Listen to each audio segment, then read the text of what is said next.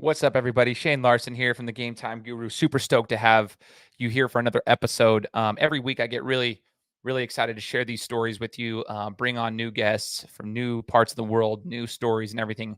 This particular guest I got to hear speak on stage at a marketing conference called Funnel Hacking Live. He shared his inspirational story, which involves being born with Crouzon Syndrome and battling the adversities and struggles that come with that throughout his whole entire life. And then he was an elite level wrestler, three-time champion in high school. He served a church mission, came back. He competed at the collegiate level, had a very successful collegiate experience. And now, even later on in his life, he is competing in wrestling tournaments at the national level and now going over for tournaments in the other side of the country, which you'll hear about, the other side of the world that you'll hear about today on the show. Unbelievable story today, man. I mean, I'm talking athlete's mentality, everything that it requires to like get through the adversity and what it really takes to be above average when you're competing in your sport. He's going to give you all the insight. So I'm excited for that one. But before we get started, I want to give a shout out to our sponsor, Deluca Insurance. Discover the savings at Deluca Insurance. Whether it's auto, home, motorcycle, or recreational vehicles, we've got your back, Idaho.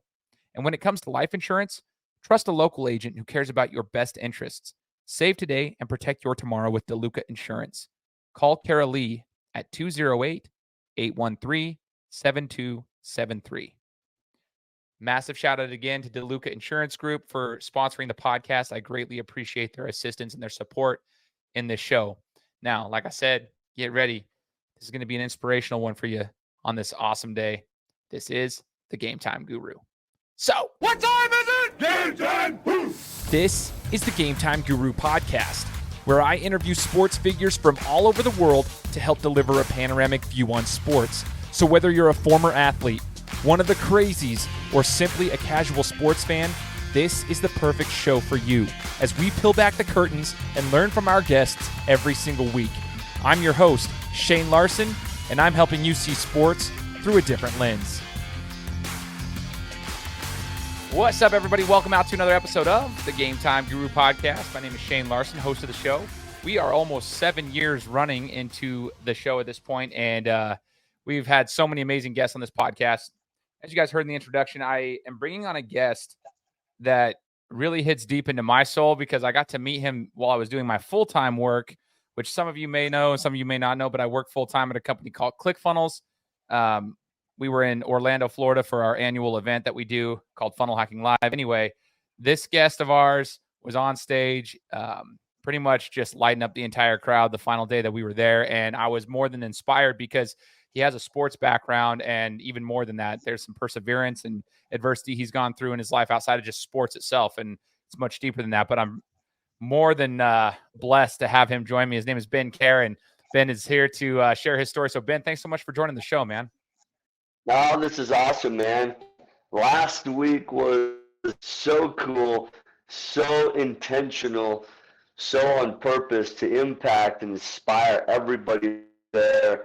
Russell Brunson and team, I mean, they just kill it every single year. And for me to be on that stage and to Jocko Willink and Eric Thomas and Setemagali and, I mean, all these guys, right? Was just, Garrett White and all these guys are just powerhouses that speak all over the world, was really, really, really humbling, really empowering.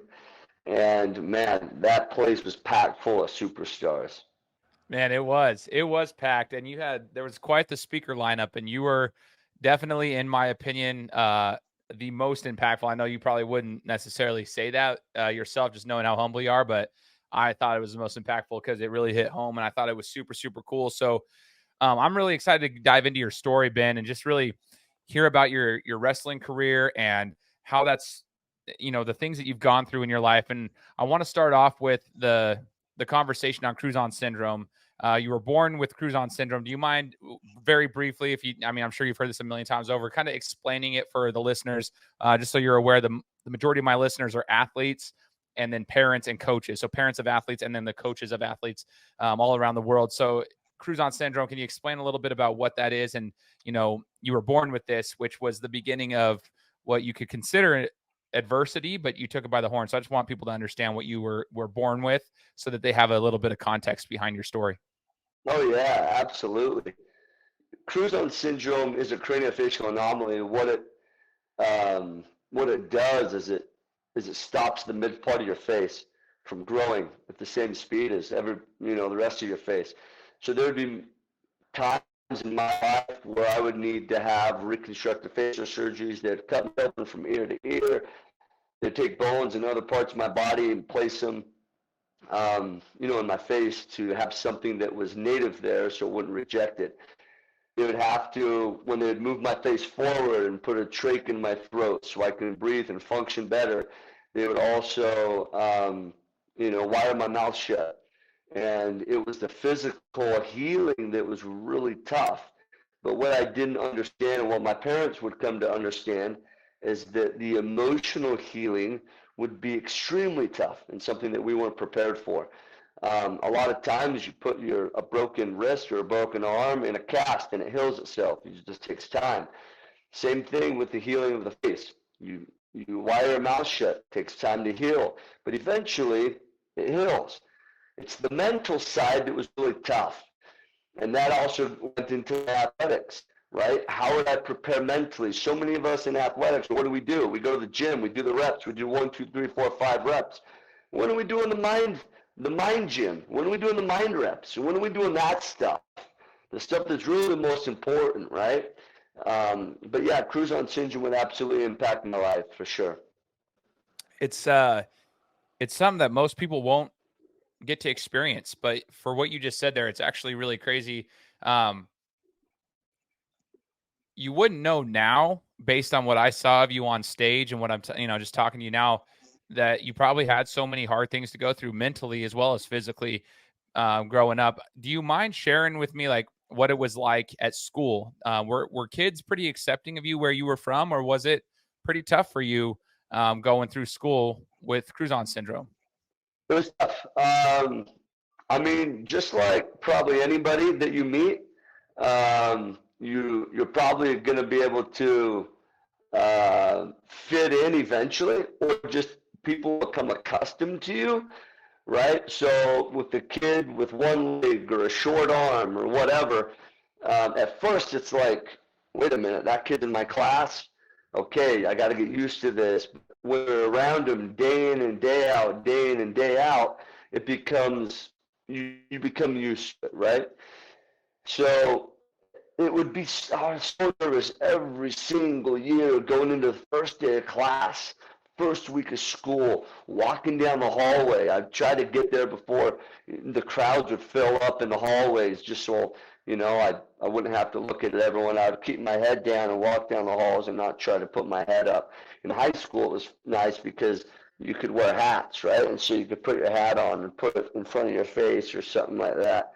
But eventually, they saw me for my personality. They saw me for who I was as a person, as a character, living by principles and values, not so much by what I looked like.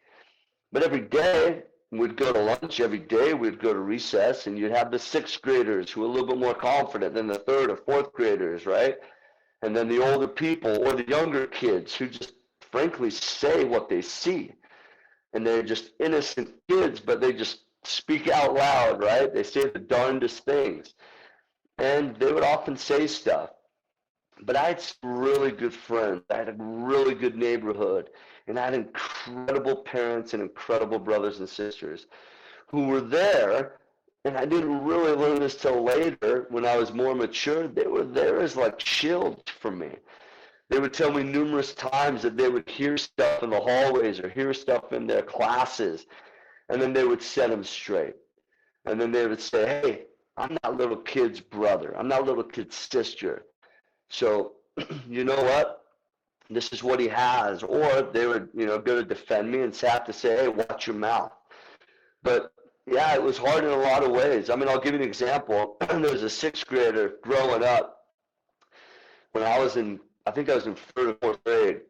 And he had a buzz. I just remember that spiky hair. And he would walk down the hallway, and I remember when he would see me, he'd always look out and say, look at that kid, he has a flat face. That kid has a flat face. That kid has a flat face. And one time I was so sick and tired of it.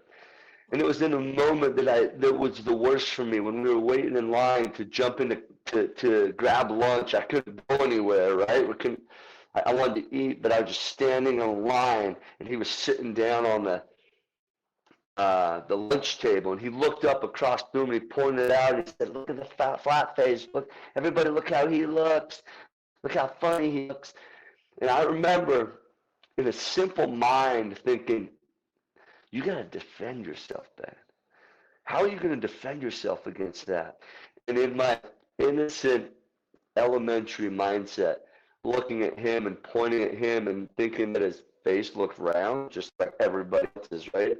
And saying, "Hey, round face, look at your round face. Look how funny you look." And everyone was laughing and patting me on the back and thinking I could defend myself in that moment. But it wasn't until I was older that I realized that it shouldn't be eye for an eye, tooth for a tooth anymore.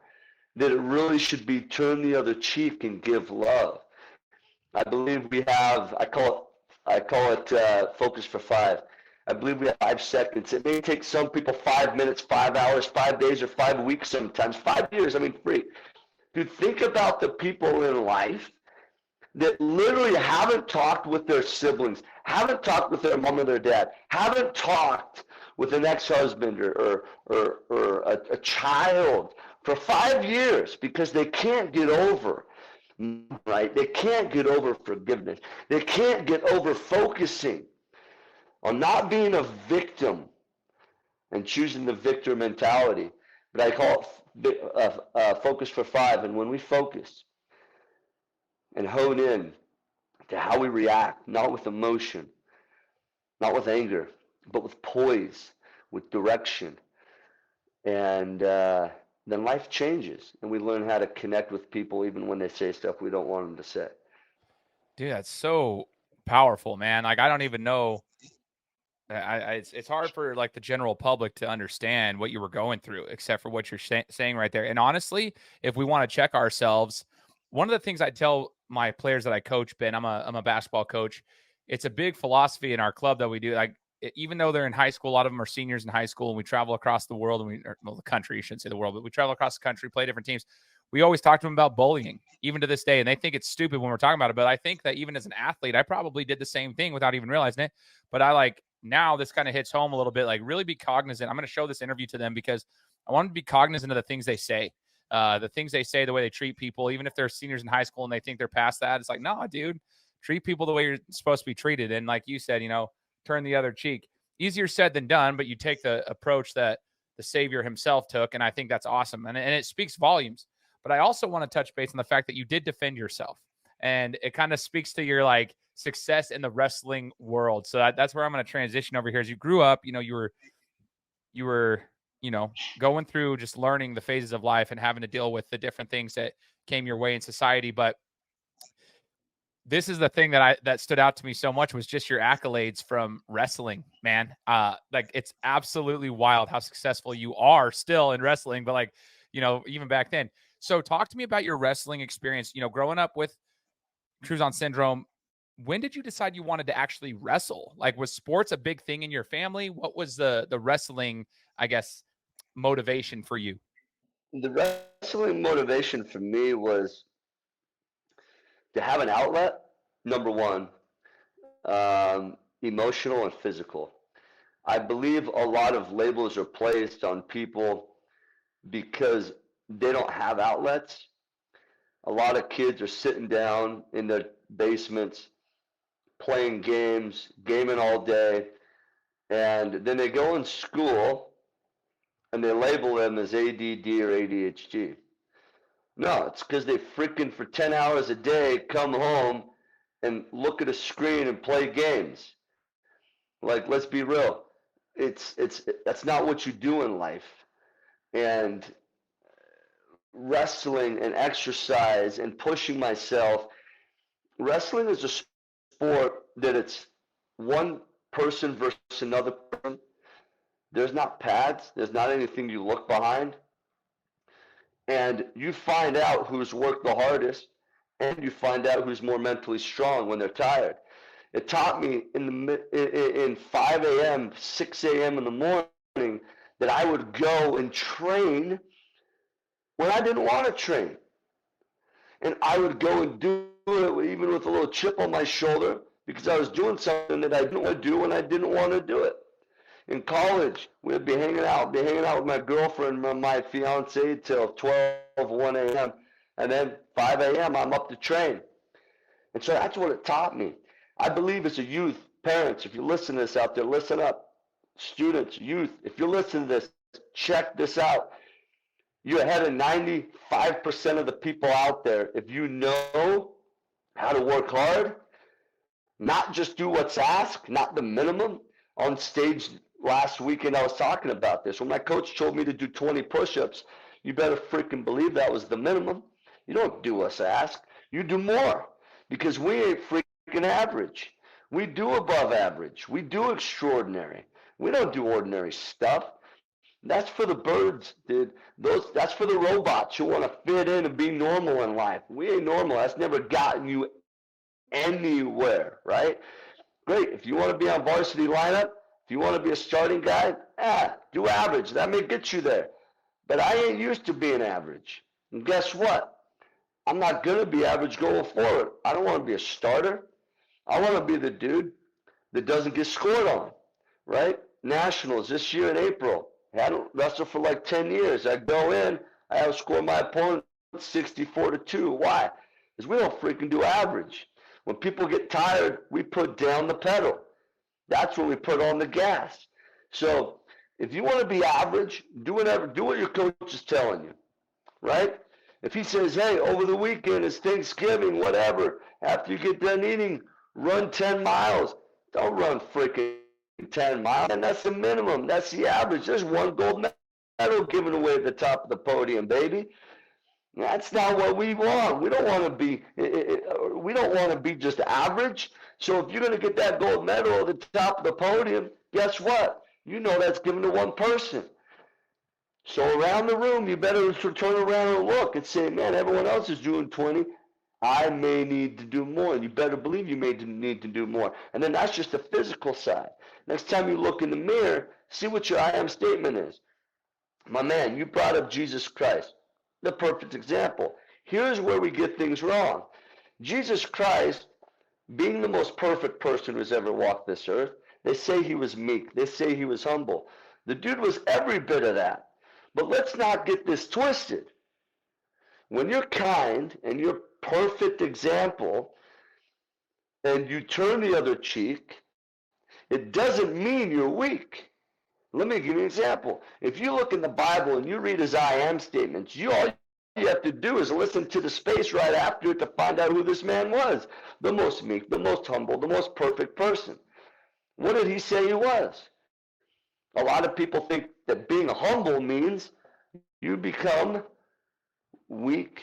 You don't say things that seem to be cocky or haughty. Man, there's a fine line, is what I'm about to say. There's a very fine line between confidence and cockiness. And Christ was confident. Let's go into that. So Jesus Christ in the Bible, he said, I am. Bro, do you remember some of the I am statements he said? I'll start it off. I am the Redeemer of the world. What else do you remember he said? I am the life and light of the world. I am the Redeemer of the world. I mean, he mentioned a lot of them, man. We can go down the line. I'm the Savior.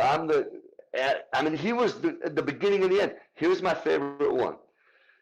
When he was grabbed, basically handcuffed, and then brought into the king of his area.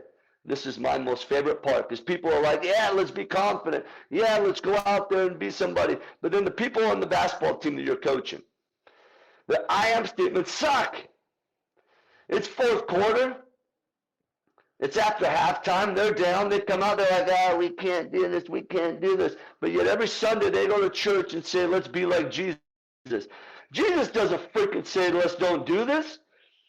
He literally got taken in with handcuffs, put into the area where the king, let's call it the king's courtroom, and then the men around, the king would come up to him and spit on him and whip him and talk bad about him and says, hey, you homeless dude who hangs out with 12 crazy dudes. Guess what? Who do you say you are? People say you're the great I am. People say you're the son of God. People say you're the bread of life. People say all these things. And then check this out. This is when you know that Jesus Christ was literally the man who he said he was. The most humble man in the world, proved that he was also the most confident. When the king of his area came up to him, looked at him straight in the eye, and said, who do you say you are? And at that moment, I could just imagine Jesus Christ looking him up in the eyes with blood and sweat coming down his face. And he would look him in the eye and he would say, I am Jesus Christ, the King of Kings. And in that moment,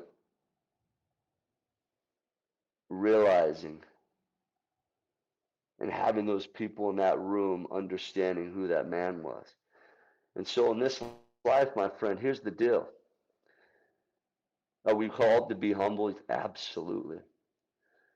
Are we called to have confidence? Absolutely. But we're called to be powerful. And we're called to shine. And we're called not to be average, man. And so as we do that, and as we start doing more, and as we start being kind, but still standing for power and standing for strength, other people will see it. I love it, man. And it gives me more context and substance to your background a little bit. You know, like you were far from average in your wrestling career. If you look at the sports career side of things, I mean, guys, he's not hard to find. Google him. In the words of Deion Sanders, he's not hard to find. If you Google Ben Kjar, you'll see, you know, 3-time national champion. In high school, you were dominant. If you just look at like the bio, looking through your actual high school record, 38-0 during sophomore season, 44-4 as a junior, 43-2 as a senior. I mean, that was just high school. I want to touch base on that. You had a mentality. Obviously, you just shared that with us, like a different mentality. Like when a coach says something, this is the minimum. You are not meant to be average. You were always doing more. You had that mentality in college. If you're hanging out with your girlfriend or fiance, you still got up and you did the work, regardless if you wanted to or not. I want to see if I can just pick your brain, Ben, on the high school side of things. That's a very high level that you were wrestling at. What was an average day for you? And when did you know that you could compete at the next level, by the way? I want to know, like, in your head, like, when did you know? Was it your sophomore year? You're like, oh, I can compete at the next level. I can go to college for this. Like, when did you decide that that was going to be a thing? And what was like a day-to-day training routine for you? Yeah, no, that's great. Thanks for asking that. I scheduled my routine into my day on purpose, even through classes. I remember my senior year knowing that I was getting ready to, accomplish some of my dreams. I mean, dude, just my senior year, I was a 5-time national champion. How can you be that? Well, there's a number of different styles. There's folk style, which is a high school style, freestyle, Greco, which is the Olympic styles, and you go to a bunch of different tournaments. I did it on purpose, so I scheduled that. So every day I did something that I couldn't get out of, meaning it was scheduled into my day, meaning it wasn't like a morning run and then all of a sudden it snows and you're like, it's too cold. No, you still go to school when it's cold and you still go to class when it's cold. So during those classes every single day, I scheduled a lifting class. So instead of scheduling like an extra, I don't know, whatever you want to call it, whether it's like a sewing class or gym class or another science class or another elective. My electives were gym. My electives were the weightlifting and training and being on the track. And so I scheduled it into my day, and then I would do. I would usually do 4 to 5 days of training a week. I think it's super important for athletes to understand that rest is also massively important. I think you can easily overdo it, and your body heals in the rest period, and we need that. But I would be training 11 times and competing 11 months out of the year. August was my only month off, and it was a mandatory off period. But I would train for times and tournaments that would take me to those goals. You ask, when did I know that I was right? Well, I just didn't know sometimes. I think a lot of times people don't know, and they're like, and they play that out to their advantage. And they're like, I don't know if I'm ready, so I just won't go. No, that's how you find out. I remember going to national tournaments and getting beat up, and thinking, what am I doing? Like, why am I here? Taking a trip all the way across the country to, not win that many matches, but then realizing, well, I came here on purpose and realized I'm going to come back and test myself again. And so those of you guys who are out there, you're not sure how you measure up, well, just go and give it a whirl, give it a try. You never know what that looks like until you put yourself out there. Man in the arena. You guys have heard that, right? You're going to heard that quote. You're going to put yourself out there and be the man in the arena and test yourself. And then guess what? You're going to rebound like a victor, not like a victim. You're going to take losses like learning experiences. I could tell you all my losses I had going through and how they felt. I can't tell you all my wins because I hate losing. But then it's the confidence to understand who you are way before you even step on the mat. For example, I would know that I was going to win even before I weighed in. So in the sport of wrestling, you got to weigh in, right, to compete. And so we'd step on these scales, and let's say I was wrestling 125, like I did in college. I had to be 125.00. You're going to be an ounce above. You had to be right on or below. I would know that stepping on that scale, everyone else around me was fighting for second place. And even when I didn't take first place in those tournaments, it was that mentality, continual mentality to believe I could be there that got me to that position. Because if you know mentally that you're already behind, if you know mentally already before the tournament even starts that you're not going to win, man, why are we showing up? I'll never forget going in and beating my senior year, beating a guy who I was not supposed to beat. And then all these interviewers came up to me and said, Ben, now you're going on. You're going to wrestle this multiple time All-American. You've lost to him a couple times. What do you think's going to happen? I'm like, these guys are idiots. What do you think I'm going to say? I'm going to lose the next match 5-3? Are you kidding me? I'm going to go in and put this guy in a freaking body bag, baby. Come on. I'm here to win. I'm here to take over, man. And if I don't train like that, then you got to switch it up. If you don't have the confidence of going in on the mat, going in on the court, going on the football or baseball field, knowing that you're going to win, it's because you didn't put in the work before. It gives you some people right now are asking, well, how do you get that confidence? You get the confidence by putting in the work. Knowing that when your coach says 20 push-ups, you don't do freaking 20 push-ups. And so I went to the Olympic training center. I trained next to these guys. I saw what they ate. I saw the ice cream they were eating after. And that's when I didn't eat ice cream, knowing that, I'm a step ahead. He's one ice cream bowl behind, baby. I was right there when practice started at 8 a.m. I was there at 7:45. He's 15 minutes behind, baby. I know when the coach said go on the line, I would sprint and you would dive to touch the wall. Because you were an arm length ahead of where he was, baby. And then when he left at 10 a.m. after practice, you stayed 15 minutes longer. Because at the end of the 5-day week, you times that by 15. Ooh, baby, that's a minute and 15. That's 75 minutes or an hour and 15 minutes, 75 minutes longer. Then you times that by 4 in a month. Oh my gosh.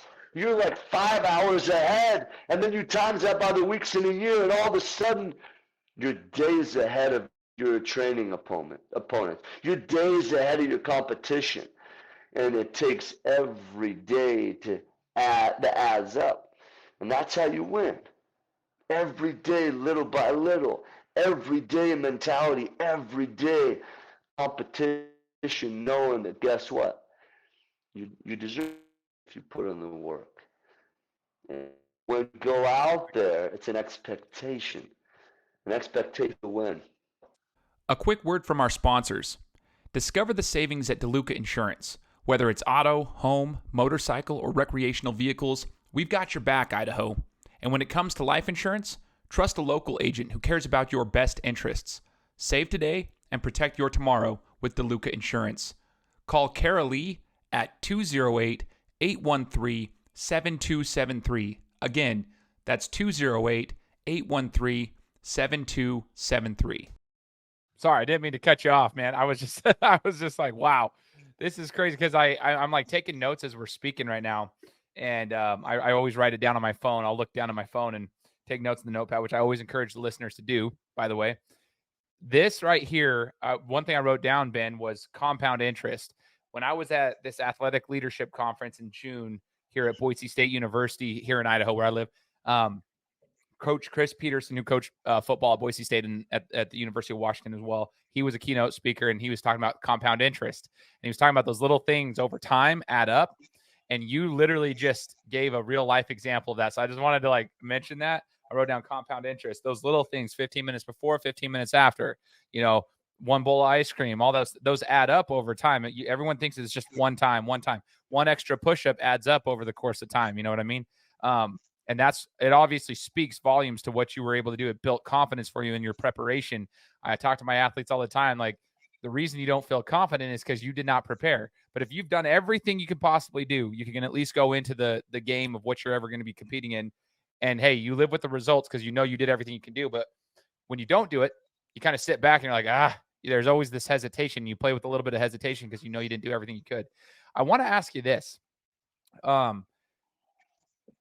Cutting weight, is one thing. So you're talking about getting it down to 125, which is absolutely wild. So when I boxed, I fought for Golden Gloves for 3.5 years. And when I used to fight, I fought at 185, and I would watch people cut weight, and it's the craziest thing. So 125 is wild to me.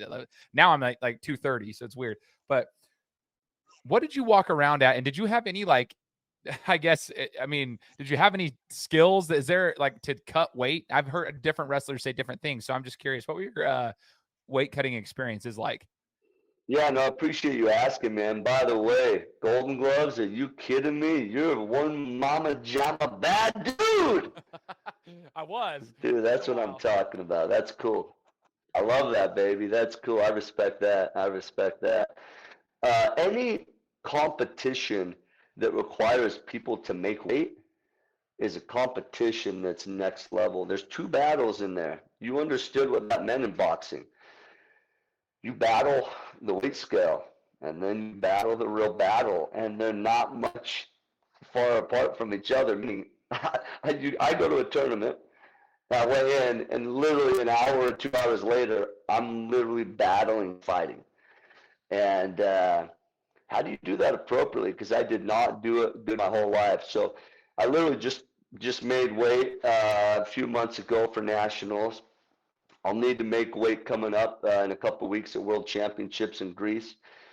And I do something called the hyperhydrate diet. So what you do is you load yourself with water. So like a sponge, you pour water into you, and you're full of water. But your stomach is inelastic, right? It's very elastic. It's something that grows and shrinks according to how much you eat. People nowadays, I know, go and get surgeries to cut their stomach in half just so they eat half as much, and hence, by default, they eat half as much, they lose weight. You can do that naturally, though. If you know about what fasting is, people have fasted before. If you've ever fasted before, you're fully understanding what I'm about to say. After you've got done fasting, you go and sit down to eat. Your eyes are this big, but your stomach's this big. And as you go to sit down there to eat, you've never been so hungry, but yet so full in such a quick amount of time because your stomach shrank. It's the same thing here. So before you go and sit down and have a meal, drink 2 glasses of water before you eat. As you drink 2 glasses of water, you're going to feel more full. And then as you eat, you will not eat as much food, and your stomach will shrink. Not only will your stomach shrink and you'll get more full quicker on a little amount of food, which will then lose weight, What you'll also do is increase your health. Well, why? Because as you intake more water, which is one of the best things that you can put in your body, you'll have more bowel movements. You go to the bathroom more. Your urine will be crystal clear, which is very healthy for you, right? Your metabolism speeds up and your pores open up. We carry a lot of sicknesses in our pores, right? In us. But as we have open pores, everything just runs through us. Try going and sweating after you've been drinking a ton of water. You sweat so much and it's super healthy for you. So that's how I would do it. And I'd rebound really quick. And that was the best way to do it. Hyperhydrate. Drink a ton of water before each meal. Wow, man, that's so cool. That's the first time I've heard a wrestler say that specific method. So I would encourage wrestlers who are listening to this. I know there's more regulations now than there was when I was in high school. I graduated in 2006, back in the day. But I remember back then there was kind of like a free for all, and I just like people were like, they have a lot of regulations as to like your hydration test. So I think that would fit more with what they're allowed to do today, and that would be huge. Cutting weight's no joke, man. Some of you wrestlers were wild though. Like the boxers weren't nearly as like, I don't know, it didn't seem as nearly as intense. When I'd watch the wrestlers do their thing, I'm like, oh, y'all, dude, none of that looked like it was even at all fulfilling. But you guys love what you do, and that's what I have a massive respect for it. Now, Ben, real quick, I know in the bio that your part of your story is you served a mission, and I too served a mission for the Church of Jesus Christ of Latter-day Saints. And what's interesting about it, and the reason I bring this up, is because on my mission, Ben, I lost a lot of weight. I happened to serve in Brazil. And so during the 2 years I served my mission, I lost a ton of weight. Like I was like not athletic at all when I came home. I was like 170-pound stick figure when I came home, but it's just because of where I served. And so I always have a massive respect for athletes who come home from missions and still compete at a very high level at the next level when they get home. And it seems like it's just so common. People talk about it like, oh, you go to BYU or you go to this. They hear about these like return missionaries and like it's just normal for them to come and play sports. For me, I was like, dude, I have a lot of respect for guys who do that, because when you're 2 years removed, it's not just like you pick it up. But how did you transition from the mission to the collegiate wrestling? And I guess like how did you get yourself back on track to make sure that you were like ready to rock and roll? Yeah, great question, dude. I got back in May, and school started I think I reported to school in August sometime. And our season started in October, November. So I had a decent amount of time. I had, 5 months roughly, 6 months almost for me to kind of rebound. Granted, when you take 2 years off, and I just didn't take 2 years off, I took 3 years off because I had a surgery and I had to heal from that surgery. So I took 3 years off of basically not competing at all. From being a 5-time, national champion to taking, to being one of the top in the country my first year in college, where I went to Oklahoma University. I was a Sooner. And then transferring over to Utah Valley University 3 years later, coming closer to home. And I'll never forget how God helped me out. Because when you haven't wrestled and you haven't competed in, let's say, 3.5 years, you feel it. But I'll never forget wrestling in one of my first tournaments, which was that fall of when I got back in 2006 from my mission. And I wrestled the guy who was from Nebraska, and I was beating him. And man, he came back and got a takedown in the last second. I lost. He went on to go win nationals that year. I was right there. I was redshirting, so I wasn't competing in nationals myself, but I was literally right there. That's how quick you can bounce back. It's a big mental thing. Of course it's physical too, but it's mental. Your mentality is going to stop, before your body's, before your body will. Your body can go a long way if your mentality gets out of the freaking way.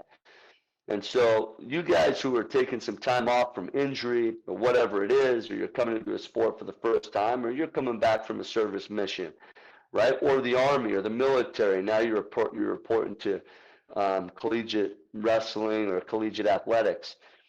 You have the opportunity to push your body beyond what you could imagine, as long as your mentality can stay in check. And if your mentality can stay in check, like your body will go a long way before it dies. That's so awesome. And I'm grateful for you sharing that. There's a lot of athletes that I'm around here, especially in the state of Idaho, but um, they go on church missions or they go and do something else, and they might take a year or two to get into their sport, and or they get injured.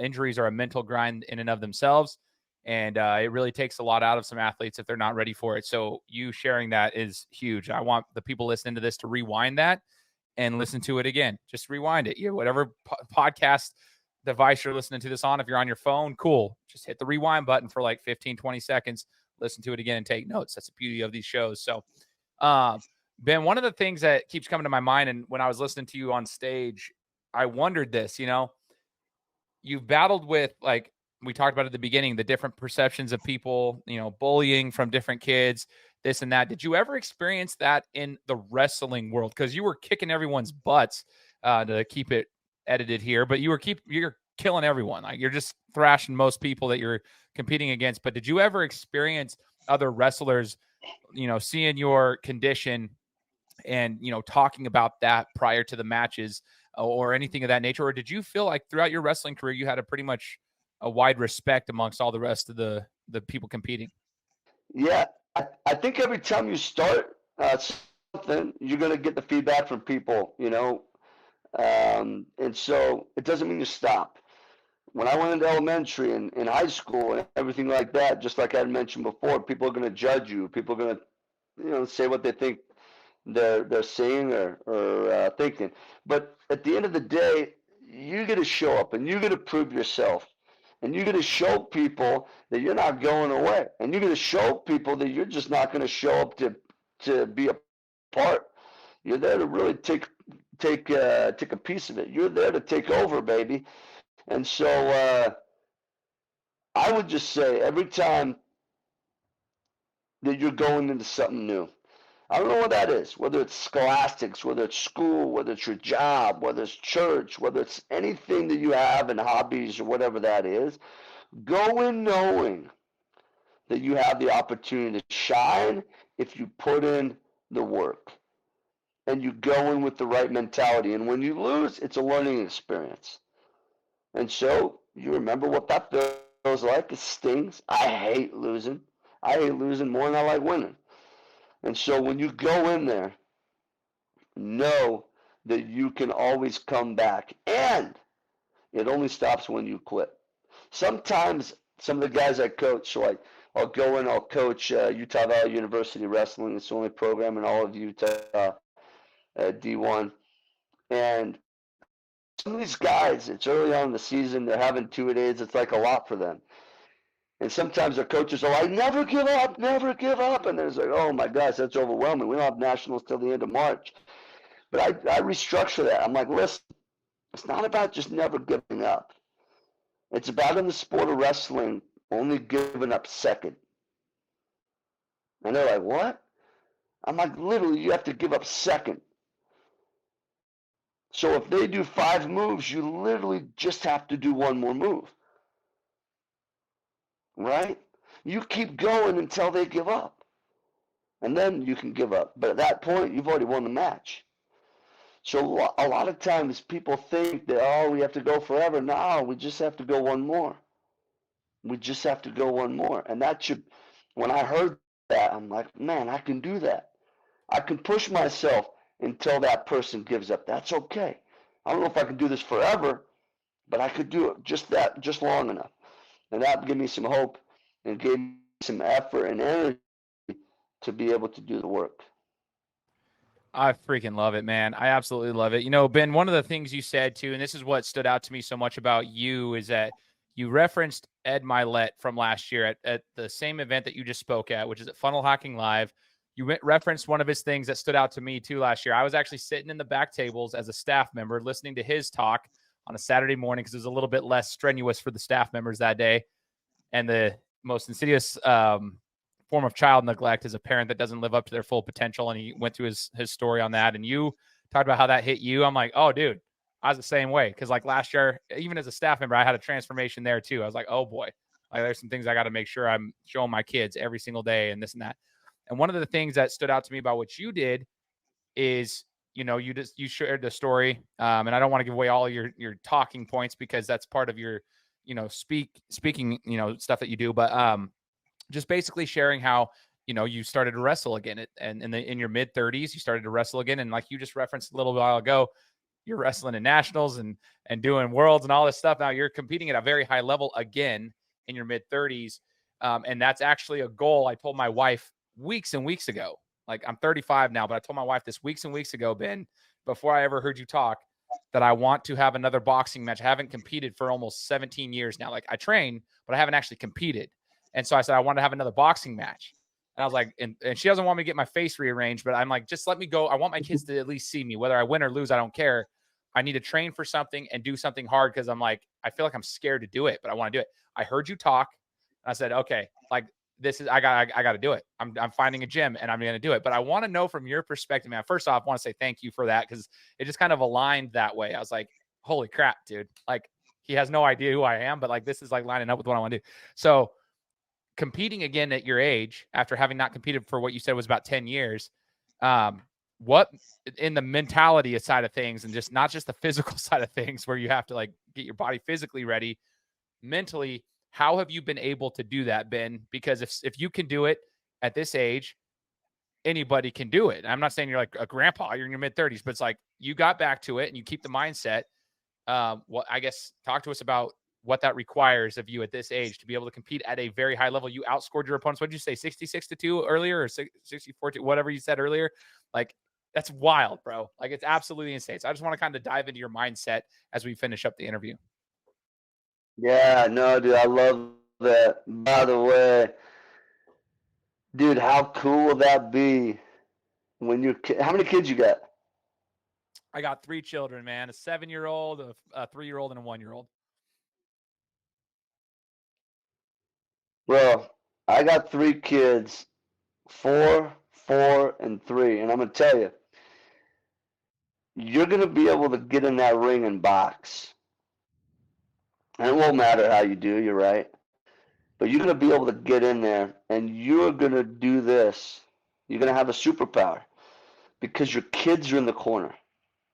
And you're going to hear your kids in that corner yell, "Go daddy, go daddy, ah, smash him, dad, smash him." And just like you heard in that video that I did on stage. And when you hear that out of the corner of your ear, you're going to have such an energy and such an internal, that I have it for literally right now, I got chills. You're going to have such an internal superpower come out of you that you're going to be able to have this incredible experience. And just like the movie Rocky Balboa, when he lost, when he won, whatever, in the movie Rocky, it won't matter. But your kids will have cheered for you. And you will have put it on the line. And just like we don't really care if our kids win or lose, as long as they put forth top effort, it will be the same. Think about it. When was the last time your kids cheered your name? I had literally hundreds and hundreds and hundreds of people come up to me after that speech. And they said, "Ben, when you showed that video, I was in tears." One of your colleagues, who was one of my concierge when I was out there, literally had to leave the room because he was bawling so badly. And I heard time and time again, "Ben, I don't know the last time my kids cheered me on." Bro, I appreciate you saying I'm in my mid-30s because I do look that sexy. Brother, I'm 40 years old, baby. I didn't know that. I didn't realize how old you were. I just assumed it's mid-30s. I'm 40 years old, and I want to tell you this. When I heard that, and the wrestling season just got over, and I'd yelled, moved from the corner, "Do this, do that." And they're like, "Yeah, whatever, dad. You're just dad." But when they saw me compete. They saw me do the moves that I had told them to do. Life changed for them. They are now 3 years old, 4 years old, and 4 years old, going to jump on a plane with me in 2 weeks, fly across the world to Greece, which is the most inconvenient thing for me to do, right? That is not convenient for me. 4, 4, and 3, that will not be fun. But as we do this, it'll be a superpower that I will have. And they will be in the stands amongst all the Iranians, amongst all the Russians, amongst all these guys from Azerbaijan and all these guys from Mongolia. And they will cheer, and I will hear their voice, and I will make them proud, whether I'm on the podium or not. Do I plan to be a world champ? You better freaking believe I plan to be a world champ. But it won't matter to them because they will see Dad compete. They will see Dad show up. They will see Dad make weight, and they will see Dad thrive. They will see Dad living his dreams, and they will cheer him on. And then they will be given permission to do the same. And not just permission, but direction. That's the problem. Us as parents, yes, you can go do this. Yes, I have the money to go put you on the plane there. Yes, you can do these things. But then they don't know how to do it because their parents don't freaking do it.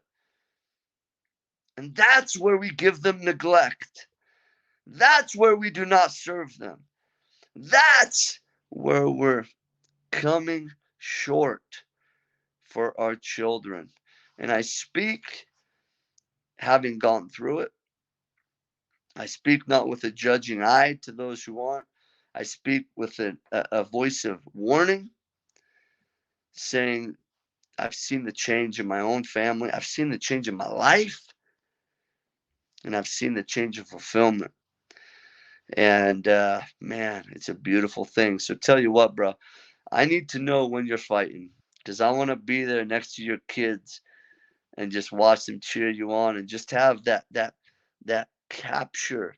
I want to capture that moment in my mind. And if someone could have a video just to partake and capture that, because that's something that literally is your living legacy. And they won't remember everything in life, but they will never ever forget their dad competing. Man, I'm going to be in contact with you, Ben, because I'm looking forward to it. You gave me the motivation, the extra little oomph when I heard that on Saturday. So I just hope you know I respect you a ton as another human being. And yes, I'm glad I at least I was wrong on your age on a good way, right? So at least I gave you some years on the good side. Hey, let us know. I want to share this in the link here. The show has been downloaded in 180 countries, all 50 states. So we have listeners from all around. A lot of them are in the athletes world, but I got people in the business world too. So I want to know, where can we find more about you? Because if a coach or someone who's listening to this would love for you to speak at their school, or if there's a business owner that wants you to speak for them, where can we find out more about your speaking engagements and what you guys do there? My website is benkjar.com. It's benkjar.com. benkjar.com. It's just my first and last name. On there, you'll be able to get in contact with my team. You can go in there under the tab of event planners, and it will go step by step by step what we need to do to get me to your organization, to your company, to whatever it is you guys are doing. Because, guys, we are all enlightened and we are all blessed to be us. And the moment that we buy into that and stop faking everybody else version 2.0, everybody else's shadow, is the moment that we freaking shine. Stop pretending, man, and start presenting who you really are. I've done that. And the more I continue to buy into who I am, buy into my uniqueness, buy into how rare I am, buy into how much I stick out and stand out, then I feel alive, man. I don't feel like an imposter anymore. I feel like I'm I'm like fulfilling, like why I'm here.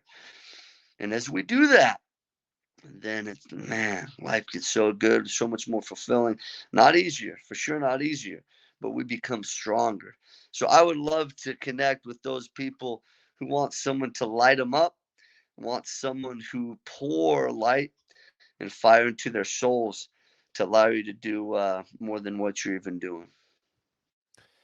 Man, I speak from experience. For those who are listening, I hope you guys can trust me. If you're listening to my show, you've been following me, I can speak from experience. Ben knows how to light up a room. That's the best way to put it. He lights it up. And if you guys want him to come over there, I'll put that in the description, benkjar.com, how it's spelled and everything. And you can just follow the instructions of what he just said to get in contact with his team. I would highly encourage it. And Ben will be rooting for you as you go over and you continue to compete. And I'll be in contact with you later. But I hope everybody enjoyed this interview. I appreciate everyone tuning in.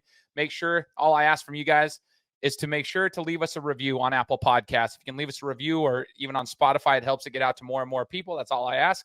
And hit that subscribe button because we'll be coming to you next week with another interview. Take care. Guys, thanks so much for listening to another episode of my show. Now, if you could go and do me a favor, head over to iTunes, give me 5 stars, and leave me a review. It would be greatly appreciated. Thanks, guys. Appreciate your support.